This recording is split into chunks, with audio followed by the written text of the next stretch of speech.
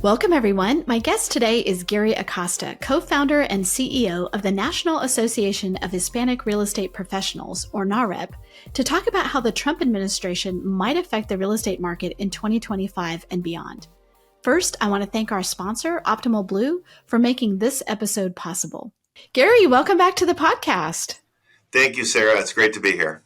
It's great to have you back, especially at such an important time, right, in the country, for the housing industry, for real estate professionals, for your members. So thanks for being on.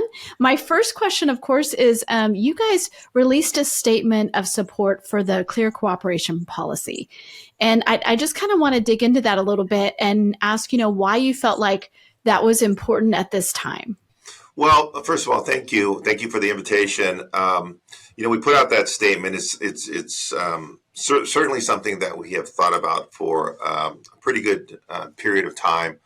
I think what NAHREP always strives for is a more equal playing field in the marketplace, rules and policies that provide equal opportunity for participants in the housing space at all different levels of the market.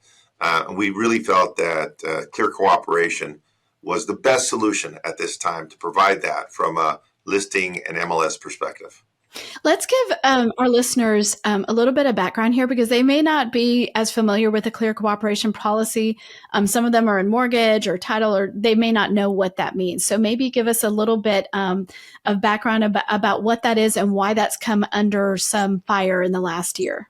Yeah, it's actually a pretty simple policy. It essentially requires real estate agents to post listings on the MLS so that all the agents in that local market can become aware of that listing and the terms associated with that listing in a very reasonable period of time after that listing has been acquired by the agent itself. So the MLS systems, as I think most people know, are a platform for real estate professionals who join that system, who are part of that local marketplace, where that everybody can see what properties are for sale in their local market. So over the last couple of years, we've had an amazing amount of legal things going on aimed at realtors, right? Aimed at real estate agents, from, in the civil space to even having the Department of Justice weigh in on some of those cases saying yes or no that this can do this. So maybe give us the background of why is this policy now something that you feel like you need to say, hey, this is important for everybody? Well, you're referring to the class action lawsuits that have dominated the airwaves, at least in our industry, for the last year or maybe a little bit longer than that. And I think that the conversation, essentially, whether it's within government or the industry itself or consumers and consumer groups, are really challenging whether or not the current system that we have in the real estate market, the way residential properties are essentially purchased and the whole protocols associated with that, are in the best interests of consumers. I personally have an opinion on that. Our association does.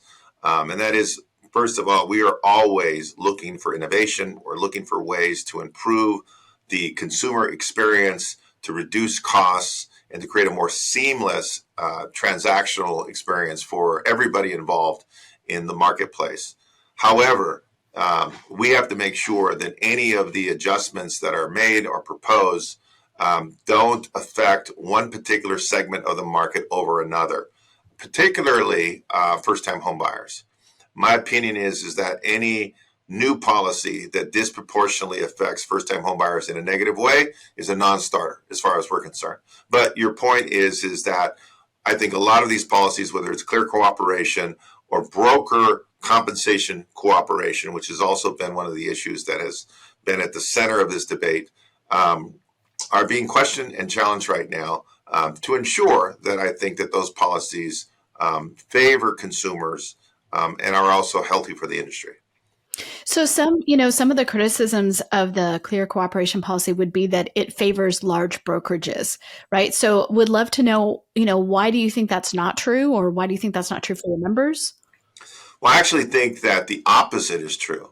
So I think that elimination of clear cooperation, let's just say there's an environment where that's no longer a requirement and an agent can take a listing and not post it on the MLS in a reasonable period of time. If you look at large brokers who have a lot of agents and that may have a high percentage of market share in a particular market, if they're getting listings and not sharing them on a public platform like the MLS, and it is a semi-public platform like the MLS, they can hoard those listings and they can keep those listings so that their own agents have the opportunity to do the buy side of that transaction as well as the sell side of that transaction. And they can use the fact that they have this stockpile of listings that other brokerages in that market may not have access to recruit agents and to actually increase their footprint in that particular market. So we actually think that it is counter to that the large brokers are the ones that would benefit the most by elimination of clear cooperation. So if you're an agent out there and you work for a brokerage that, adheres to this policy, but you're competing against other people who do not adhere to this policy, does that put you at a disadvantage? I think absolutely it does. Again, if you look at any real estate transaction, there's two sides to that transaction, typically.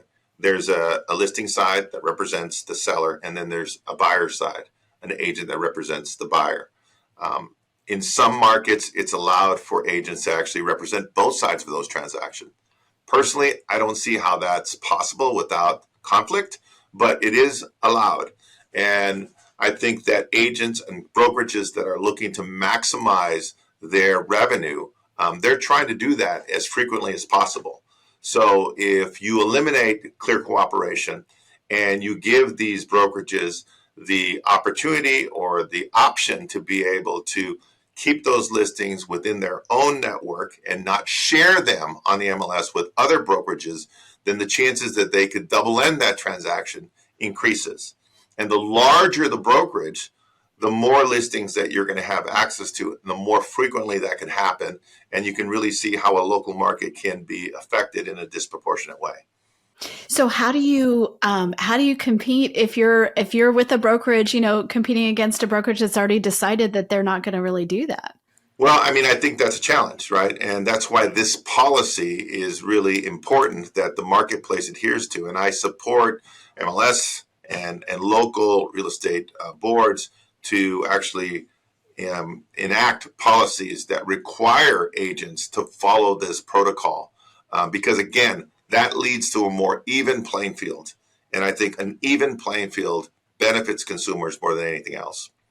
Well, let's talk about the larger environment that all of this is happening in, right? Of course, over the last year, we had, as you said, the commission lawsuits levied against NAR, but also against brokerages. And then we had the settlements. Mostly everybody has settled. And then we had the DOJ jumping in here. So now we are in an environment looking toward 2025. We're going to have a new administration. We're going to have a Trump administration. What is this? Let's just talk about the opportunities and maybe some of the challenges of, your members and real estate agents in general operating in that new environment.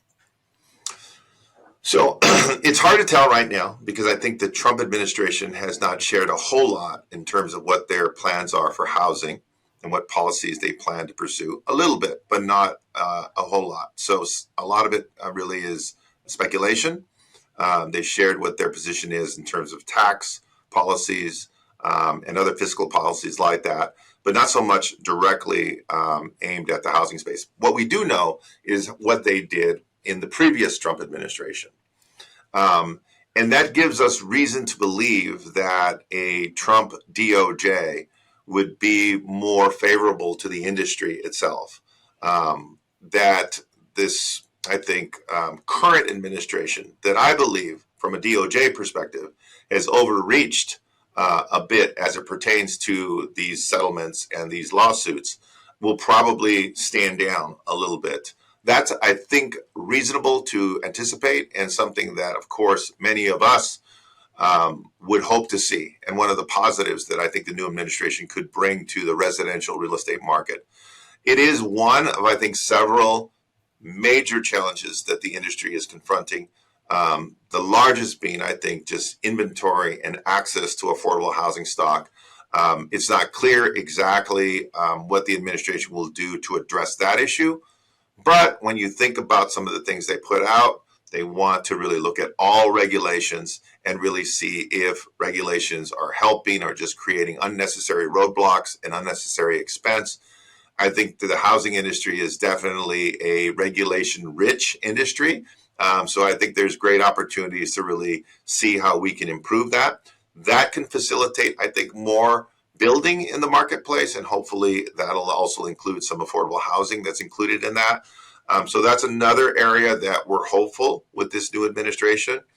I think to the opposite side of the spectrum, what concerns me a little bit, and maybe a lot, is I think this whole notion about mass deportations is very short-sighted, and I think that the challenges that it could present to the economy and particularly the housing industry, when you think about what a high percentage immigrant labor is to the construction industry in particular, I think that those things can be counterproductive and actually harm the market and our overall economy in a significant way. Doesn't mean that I'm for open borders, and I think that we need illegal immigration.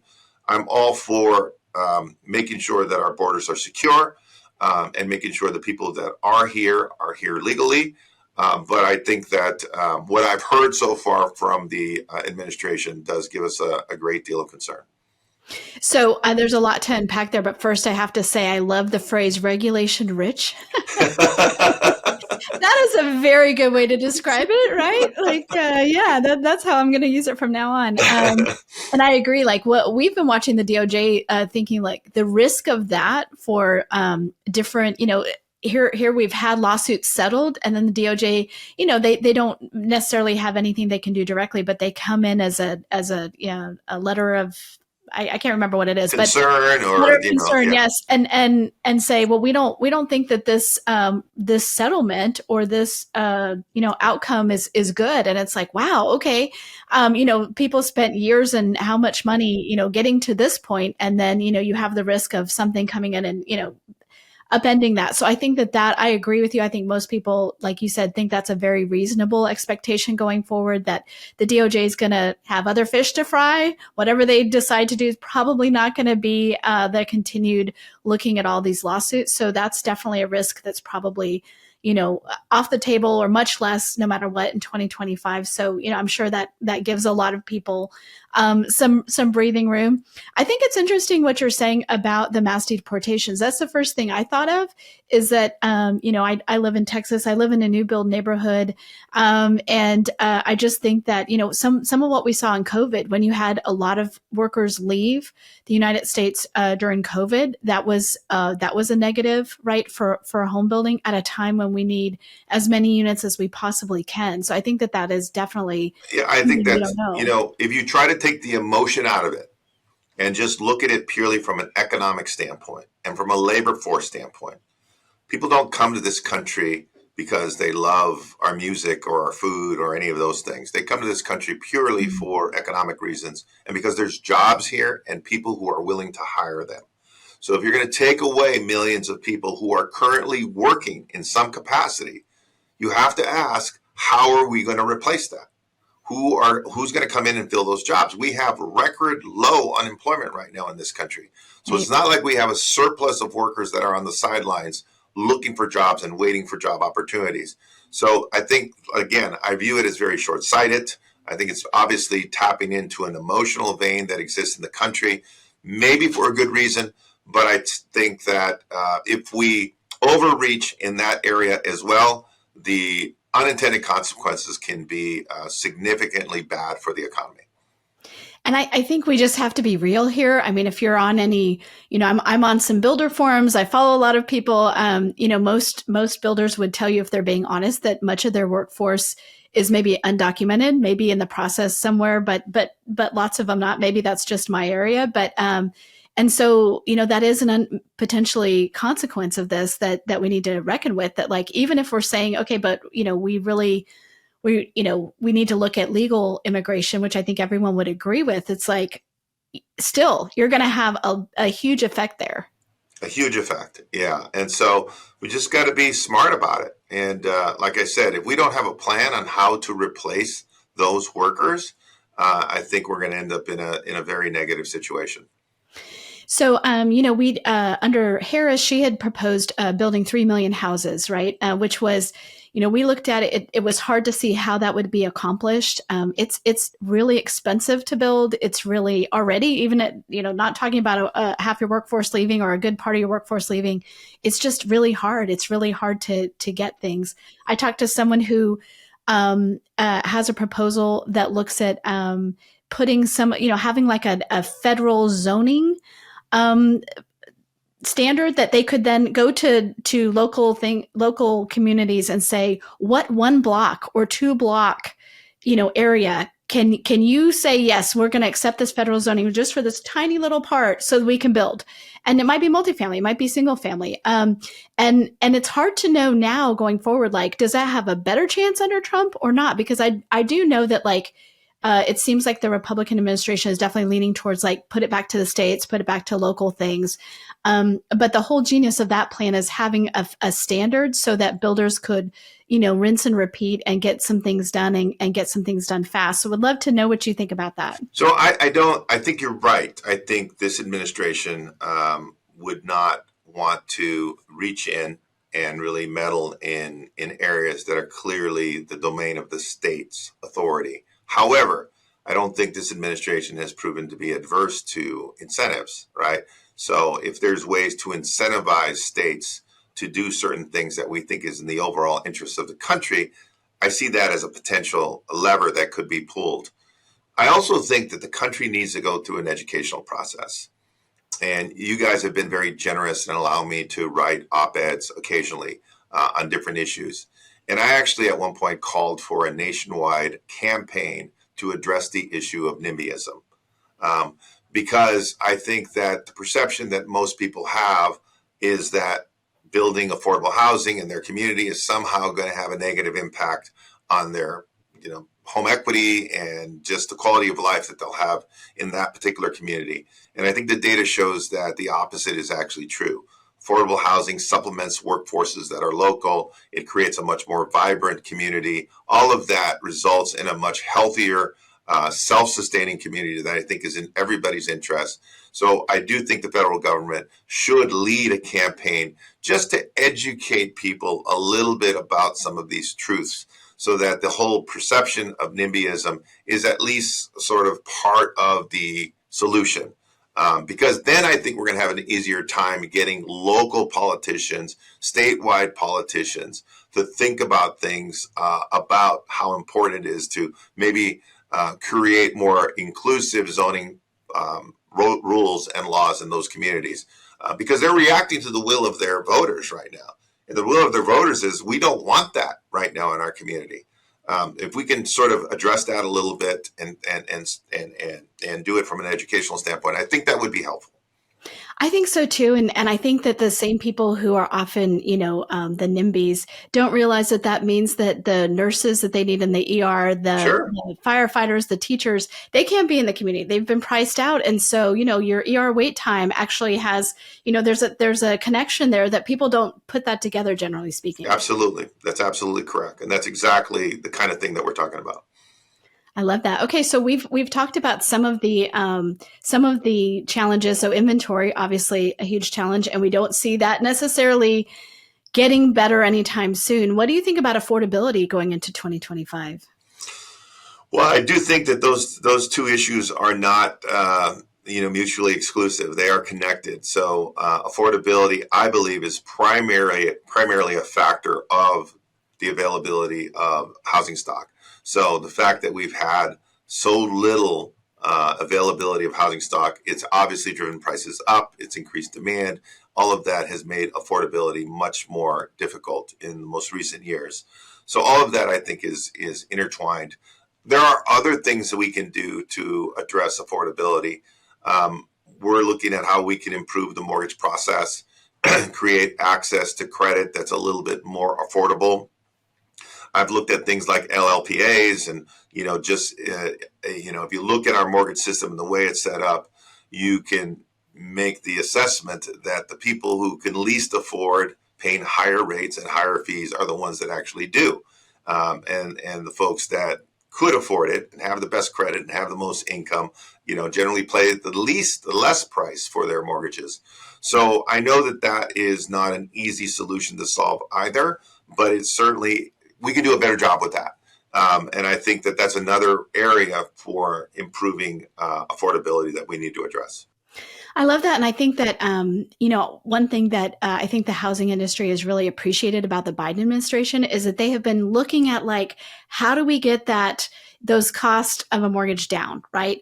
And in some ways, there's not that much they can do about it, but they have been looking at appraisal and title and, the closing costs and, even what the credit bureaus are charging, things like that. So I hope we see that continuing in a Trump administration, right? That there is the attention to that kind of thing that I don't know how much that affects affordability. I mean, affordability is usually about the payment every month as opposed to the closing costs. But, definitely for people on the edge, that could be a change there. So I'm with you where it's it does feel like all the things that the federal government can do there would be worthwhile.